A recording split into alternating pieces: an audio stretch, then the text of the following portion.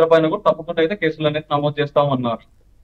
Okay okay సరే రమ్య గారు ఏం చెప్తారు? పెద్ద ఎత్తున గతంలో టీడీపీకి సంబంధించిన లీడర్స్ కావచ్చు, జనసేన లీడర్స్ కావచ్చు, ఎవరు ప్రశ్నించినా సరే వారందరి మీద అసభ్యకరంగా ఆ రోజున సోషల్ మీడియాలో పోస్టులు పెట్టడం కావచ్చు, మీడియా ముందుకు వచ్చి ఇప్పుడు ఈ బోరుగడ్డ అనిల్ లాంటి వ్యక్తులు అయితే అసలు మీడియాలోనే అందరూ చూస్తుండగానే మాట్లాడుతూ ఉండేవారు, చాలా అసభ్యకరంగా మాట్లాడుతూ ఉండేవారు.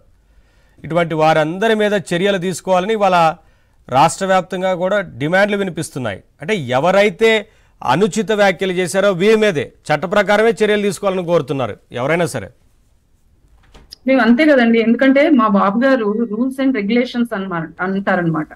ఇంకొకటి ఏంటంటే ఇదే బోరుగడ్డ అనిలు ఒక రోజు ఒక ప్రెస్ మీట్ లో మాట్లాడాడు. జగన్మోహన్ రెడ్డి గారు నాకు అరగంట టైం ఇస్తే హ్యాంగర్ కున్న షర్ట్ వేసుకొచ్చి కృష్ణా నదిలో నీళ్లు కాదు పారేది, రక్తం పారుతుంది అని చెప్పేసి పబ్లిక్ గా మాట్లాడాడు.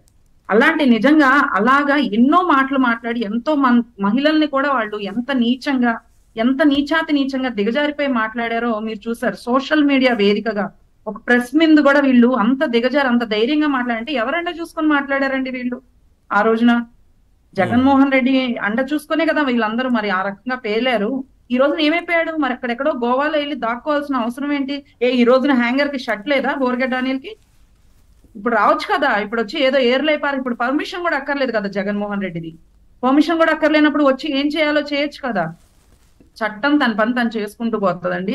బోరుగడ్డ అనిల్ కుమారే కాదు, వర్రా రవీందర్ రెడ్డి కూడా నిజంగా ఇందాక అరుణ గారు చెప్పినట్టు ఎంత నీచంగా అంటే మన పేరెంట్స్ గాని, రిలేటివ్స్ గాని, ఫ్రెండ్స్ గాని చూస్తే ఇంత అసభ్యంగా మాట్లాడుతున్నారు అని వాళ్ళ ముందు తల దించుకునే విధంగా వాళ్ళంతా నీచంగా బూతులతో అనమాట. మళ్ళీ ఒక్కడికి కూడా వాళ్ళు నిజంగా ఏ పుట్టక పుట్టారో మాకు తెలియదు కానీ ఆడపిల్లలం అయి ఉండి మేము వాళ్ళు ఇది చేయట్లేదు, ఈ పథకాన్ని సరిగ్గా ప్రజలకు అందించట్లేదని ప్రశ్నిస్తే దానికి సమాధానం లేక నిజంగా అది వాళ్ళకి చేయటం చేతగాక అదేమన్నంటే 151 సీట్లు మాకు వచ్చినాయని మాట్లాడే ఒక్కొక్క పోరంబోక వెధవల్ని మేము ఇదే అడుగుతున్నాం. మీకు అడిగిన దానికి సమాధానం చెప్పడం చేతగాక మీరు ఇష్టం వచ్చినట్టు ఫేక్ ఐడియాలతో అనమాట.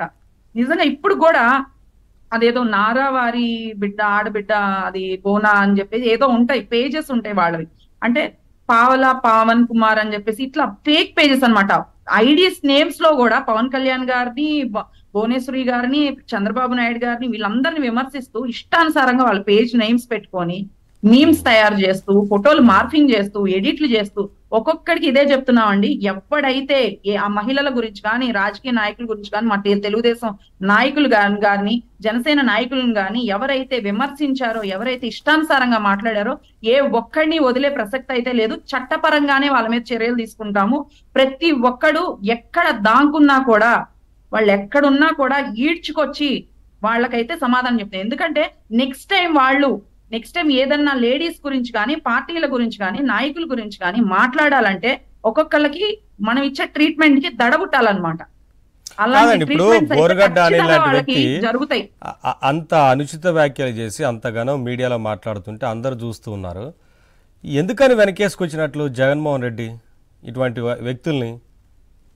అలాంటి వ్యక్తుల్ని పక్కన పెట్టుకునే కదండి ఆయన గెలిచాడు. అదేమన్నంటే పేదల నాయకుడు జగన్మోహన్ రెడ్డి అని మాట్లాడతాడు. పేదల నాయకుడు అయితే పదవి లేకుండా రావచ్చు కదా.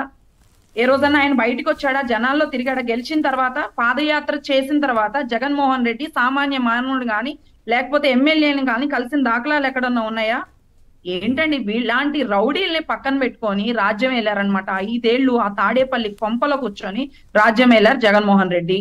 జనాలకి జైలుకి పంపించాక వీరిని పరామర్శించడానికి కూడా వస్తారేమో మరి జగన్మోహన్ రెడ్డి గారు. రావచ్చు, అలాంటి వాళ్ళని పరామర్శించడానికి రావచ్చు. లేదంటే మా కార్యకర్తలను అరెస్ట్ చేస్తున్నారు, మా మీద దాడులు చేస్తున్నారని నెక్స్ట్ డే జగన్మోహన్ రెడ్డి గారు ప్రెస్ మీట్ పెట్టచ్చు. కానీ ఒక మహిళ మీద